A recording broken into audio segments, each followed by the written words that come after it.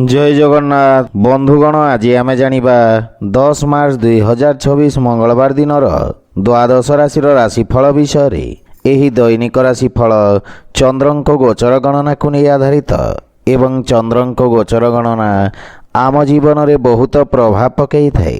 तो आसंतु सर्वप्रथमे जानिबा आजिर तिथि और राशि नक्षत्र विषय। आज होउची 10 मार्च 2026 मंगलवार चैत्र कृष्ण पक्ष सप्तमी रात्र 1 घंटा 55 मिनिट गते अष्टमी।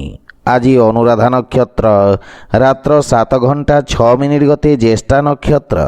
आज बिछा चंद्र अहोरात्र। आजिर सांवत्सरिक श्राद्ध सप्तमीर एकधिष्ठ और पार्वण। आजिर शुभ बेला दिवा 8 घंटा 30 मिनिट रु 10 घंटा 35 मिनिट पर्यंत। आजिर सूर्योदय प्रातः 6 घंटा 7 मिनिट। आजिर सूर्यास्त संध्या 6 घंटा 1 मिनिट। आज सिंह कन्या और मकर राशि महिला मानक घात चंद्र एवं मकर राशि घात बार। आज ताल खाइबा निषिद्ध। तो बंधुगण आसंतु जानिबा आजिर राशिफल विषय। ता पूर्वरु आम चैनल को जो माने नुआ करी आछंती तले थिबा लाल रंगर सब्सक्राइब बटन को दबाई आम चैनल को सब्सक्राइब करंतो ओ पाखरे थिबा घंटी बटन को दबाई ऑल रे सिलेक्ट करंतो काहेकि ना आमे अपलोड करितबा प्रत्येक वीडियो रो नोटिफिकेशन आपण सर्वप्रथमे पाई परिबे। तो प्रथमे जानिबा मेष राशि विषय। आज आपनकु निज कार्य क्षेत्र रे किछि क्षतिर सामना करिबाकु पड़िबो। शत्रु पक्षरु विशेष सावधान रहिबाकु पड़िबो। निज समस्त कार्य रे सतर्कता रहिबार आवश्यकता रहिछि। महत्वपूर्ण कार्य को स्वयं करिवार चेष्टा करंतु। बुझी विचारी निया जाइतबा निर्णय रे आपण विशेष लाभवान हेबे एवं कोनोसी नुआ कार्य को प्रारंभ करिबा पई समय उपयुक्त नुहे। पारिवारिक जीवन रे जीवन साथी स्वास्थ्य संबंधित किछि समस्यार सामना करिबाकु पड़िबो। माता पितांक पूर्ण सहयोग प्राप्ति हेबो एवं परिवार द्वारा करा जाइतबा किछि अनावश्यक व्यय आपनकु चिंतित करिबो। भाई भौणींक संपर्क रे सुधार आसिबो। कोनोसी परिचितंक संबंधित किछि अप्रिय समाचार आपनकु व्यथित करिबो। प्रेम संबंध पई समय विशेष सहायक रहिबो नहीं एवं आर्थिक क्षेत्र रे धन लाभर स्थिति सामान्य रहिबो किंतु आय व्यय रे संतुलन रखिबा कठिन हेबो। धनर अपव्यय ठारू आपनकु दूरे रहिबा उचित। स्वास्थ्य अवस्था मध्यम धरणर रहिबो एवं उदर संबंधित समस्या आपनकु व्यथित करिबो। आज आपण ओं आदित्याय नमः मंत्रर जप करंतो शुभ फल पाइबे। वृष राशि आज भागीदारी कार्य रे आपनकु सफलता मिलिबो। नुआ व्यापारर प्रारंभ करिबा पई समय शुभ रहिबो। सरकारी क्षेत्र रे कार्य करुथवा व्यक्तिंकु विशेष लाभ मिलिबो। विद्यार्थी छात्र छात्री माननकु शिक्षकंक प्रोत्साहन प्राप्ति हेबो। औषध संबंधित व्यवसायी माननकु विशेष लाभर जोग रहिछि। पारिवारिक सुख समृद्धि रे वृद्धि घटिबो। जदि जीवन साथी सहित कोनोसी नुआ व्यवसाय प्रारंभ करिबाकु चाहुछंती ताहेले आपनक आय रे वृद्धि घटिबो। परिवार सदस्यंक पूर्ण सहयोग आपनक उपरे लागि रहिबो। माता पितांक आशीर्वाद तथा मार्गदर्शन रु आपण लाभान्वित हेबे एवं प्रेम संपर्क को स्थायी भाव रे परिवर्तन करिवार प्रयास सफल हेबो। आर्थिक क्षेत्र रे व्यापार रे नुआ निवेश रे सफलता पाइबे एवं आयर नुआ स्रोत विकसित हेबो। स्वास्थ्य अवस्था रे रक्त संबंधित विकार प्रति विशेष सावधान रहिबार आवश्यकता रहिछि। आज आपण भगवान श्री राधाकृष्णंक संयुक्त उपासना करंतो शुभ फल पाइबे। मिथुन राशि आज आपणक पई संभावनार नूतन द्वार खोलिबो। निज बुद्धि बल ओ चातुर्य बल रे आपण शत्रुंको परास्त करिवे। कार्य क्षेत्र रे आपणको वरिष्ठ जन तथा सहकर्मी समर्थन मिलिबो। आपणक आत्मविश्वास रे वृद्धि घटिबो। व्यावसायिक क्षेत्र रे आपणको किछि विशेष सुविधा मिलिबार संभावना रहिछि। वाणिज्य व्यवसाय क्षेत्र रे धीर किंतु आशाजनक प्रगति हेबो। छात्र छात्री माननकु गुरुजनक आशीर्वाद प्राप्ति हेबो एवं पारिवारिक जीवन क्षेत्र रे परिवारर सुख समृद्धि लागि रहिबो। भाई माननक सहयोग रु आपनकु समस्त कार्य रे सफलता मिलिबो एवं ସମସ୍ୟାର ସମାଧାନ ଖୋଜିବାରେ ଆପଣ ସଫଳ ହେବେ। ମାତାଙ୍କ ପୂର୍ଣ୍ଣ ସହଯୋଗ ମିଳିବ। ପ୍ରେମ ଜୀବନରେ କାର୍ଯ୍ୟ ବ୍ୟସ୍ତତା କାରଣରୁ କିଛି ମନମତାନ୍ତର ଦେଖାଦେଇପାରେ। ଆର୍ଥିକ କ୍ଷେତ୍ରରେ ସ୍ଥିତି ଉତ୍ତମ ରହିବ। ନିଜ ବ୍ୟବସାୟ କ୍ଷେତ୍ରରେ ନିବେଶ କରିବା ଲାଭପ୍ରଦ ସାବ୍ୟସ୍ତ ହେବ, କିନ୍ତୁ ଧନର ଅପବ୍ୟୟ ଠାରୁ ଆପଣ ସାବଧାନ ରୁହନ୍ତୁ। ସ୍ୱାସ୍ଥ୍ୟାବସ୍ଥାରେ ଶାରୀରିକ ଓ ମାନସିକ ରୂପରେ ଆପଣ ସୁସ୍ଥ ଓ ଊର୍ଜାବାନ ଅନୁଭବ କରିବେ। ଆଜି ଆପଣ ଆଦିତ୍ୟ ହୃଦୟ ସ୍ତୋତ୍ରମ୍ ପାଠ କରନ୍ତୁ, ଶୁଭଫଳ ପାଇବେ। କର୍କଟ ରାଶି, ଏହି ଅବଧି ଆପଣଙ୍କ ପାଇଁ କାର୍ଯ୍ୟକ୍ଷେତ୍ରରେ ସଫଳତାର ନୂଆ କୀର୍ତ୍ତିମାନ ସ୍ଥାପିତ କରିବ। ଆପଣଙ୍କ ଅଧିକାର ତଥା ଦାୟିତ୍ୱରେ ବୃଦ୍ଧି ଘଟିବ। ଆପଣଙ୍କ ବେତନରେ ମଧ୍ୟ ବୃଦ୍ଧି ଘଟିବାର ସମ୍ଭାବନା ରହିଛି। ପରିଶ୍ରମର ଉତ୍ତମ ପରିଣାମ ପ୍ରାପ୍ତି ହେବ। କିଛି ଲୋକ ଆପଣଙ୍କ ସଫଳତାକୁ ନେଇ ଈର୍ଷା ପରାୟଣ ହେବେ। ଗୁପ୍ତ ଶତ୍ରୁଙ୍କ ଷଡ଼ଯନ୍ତ୍ରରୁ ଆପଣଙ୍କୁ ବିଶେଷ ସାବଧାନ ରହିବା ଉଚିତ ଏବଂ ଭବିଷ୍ୟତର ବ୍ୟସ୍ତତା ତଥା ଧାଁ ଦୌଡ଼ା ପ୍ରତି ଆପଣ ଚିନ୍ତିତ ରହିବେ। କିନ୍ତୁ ଚିନ୍ତିତ ହେବା ବଦଳରେ ଏକାଗ୍ର ହୋଇ ନିଜ ପ୍ରସ୍ତୁତି ତଥା ଯୋଜନାକୁ ସୁଦୃଢ଼ କରିବେ। ପାରିବାରିକ ଜୀବନରେ ସନ୍ତାନ ପକ୍ଷରୁ ଶୁଭ ସମାଚାର ମିଳିବ ଏବଂ ଜୀବନସାଥୀଙ୍କ ସହିତ ସମ୍ପର୍କର ବିଷୟ ଧ୍ୟାନ ରଖନ୍ତୁ। ଅଯଥା ବାଦବିବାଦରୁ ଆପଣ ଦୂରେଇ ରୁହନ୍ତୁ। ବାଣୀରେ ସଂଯମତା ବଜାୟ ରଖିବା ଆପଣଙ୍କ ପାଇଁ ଲାଭପ୍ରଦ ହେବ, କିନ୍ତୁ ମାନସିକ ଚିନ୍ତାରୁ ଦୂରେଇ ରୁହନ୍ତୁ। ଭାଇ ଭଉଣୀଙ୍କ ପକ୍ଷରୁ ପୂର୍ଣ୍ଣ ସହଯୋଗ ମିଳିବ ଏବଂ ଆର୍ଥିକ କ୍ଷେତ୍ରରେ ଆର୍ଥିକ ଲାଭ ପାଇବା ପାଇଁ ସଂଘର୍ଷ କରିବାକୁ ପଡ଼ିବ। ଆୟବ୍ୟୟର ସନ୍ତୁଳନ ଲାଗି ରହିବ। ଜୀବନସାଥୀଙ୍କ ସ୍ୱାସ୍ଥ୍ୟାବସ୍ଥାର ବିଷୟ ଧ୍ୟାନ ରଖନ୍ତୁ ଏବଂ ଆବଶ୍ୟକତା ଅନୁସାରେ ବିଶେଷ ବ୍ୟକ୍ତିଙ୍କ ପରାମର୍ଶ ନିଅନ୍ତୁ। ଆଜି ଆପଣ ଗୋମାତାଙ୍କୁ ଖାଇବାକୁ ଦିଅନ୍ତୁ, ଶୁଭଫଳ ପାଇବେ। ସିଂହ ରାଶି, ଆଜି ଆପଣ ପୂର୍ବରୁ ଅଟକି ରହିଥିବା କାର୍ଯ୍ୟକୁ ପୂରଣ କରିବାରେ ସଫଳ ହେବେ, କିନ୍ତୁ କୌଣସି ନୂଆ କାର୍ଯ୍ୟର ପ୍ରାରମ୍ଭ କରିବା ପାଇଁ ସମୟ ଉପଯୁକ୍ତ ନୁହେଁ। କାର୍ଯ୍ୟକ୍ଷେତ୍ରରେ ଆସୁଥିବା ବାଧାବିଘ୍ନ କାରଣରୁ ମନରେ ଅଶାନ୍ତିର ଭାବ ରହିବ, କିନ୍ତୁ ପରିଶ୍ରମର ଉଚିତ ପରିଣାମ ପାଇପାରିବେ। ପାରିବାରିକ ସୁଖରେ କିଛି କ୍ଷତି ଅନୁଭବ କରିବେ, କିନ୍ତୁ ଜୀବନସାଥୀଙ୍କ ଭାବନାକୁ ଧ୍ୟାନରେ ରଖନ୍ତୁ। ଭାଇ ଭଉଣୀଙ୍କ ଠାରୁ ଆବଶ୍ୟକତା ଅନୁସାରେ ସହଯୋଗ ମିଳିବ।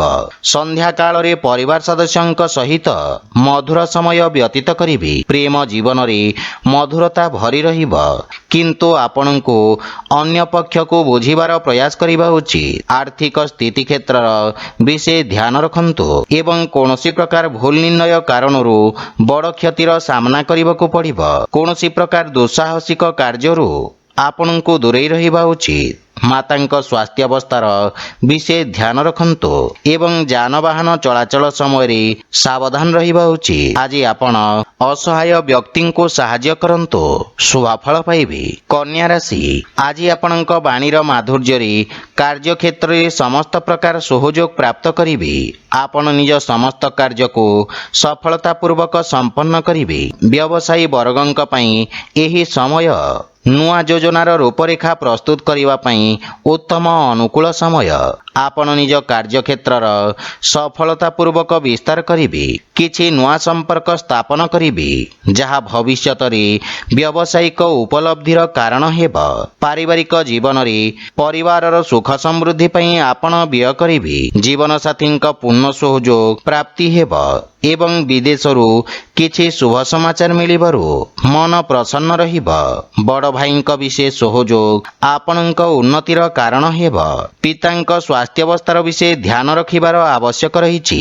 ଆର୍ଥିକ ସ୍ଥିତିରେ ଆର୍ଥିକ ଉନ୍ନତି ହେବ, କିନ୍ତୁ ପାରିବାରିକ ଖର୍ଚ୍ଚରେ ବୃଦ୍ଧି ମାନସିକ ଚିନ୍ତାର କାରଣ ହେବ। ସ୍ୱାସ୍ଥ୍ୟାବସ୍ଥାରେ ସୁଧାର ଆସିବ, କିନ୍ତୁ ସାବଧାନ ରୁହନ୍ତୁ।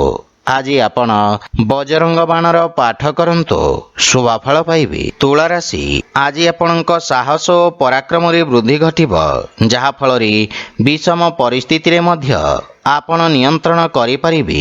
ଆପଣଙ୍କ ଦ୍ୱାରା କରାଯାଇଥିବା କାର୍ଯ୍ୟର ପ୍ରଶଂସା ହେବ। କୌଣସି ପ୍ରାଇଭେଟ ଚାକିରିରେ ଆବେଦନ କରିବା ପାଇଁ ସମୟ ଶୁଭ ରହିବ। ପାରିବାରିକ ଜୀବନରେ କୌଣସି ଶୁଭ ସମାଚାର ପାଇ ମନ ପ୍ରସନ୍ନ ରହିବ, କିନ୍ତୁ ମାତାପିତାଙ୍କ ସମ୍ମାନ କରନ୍ତୁ।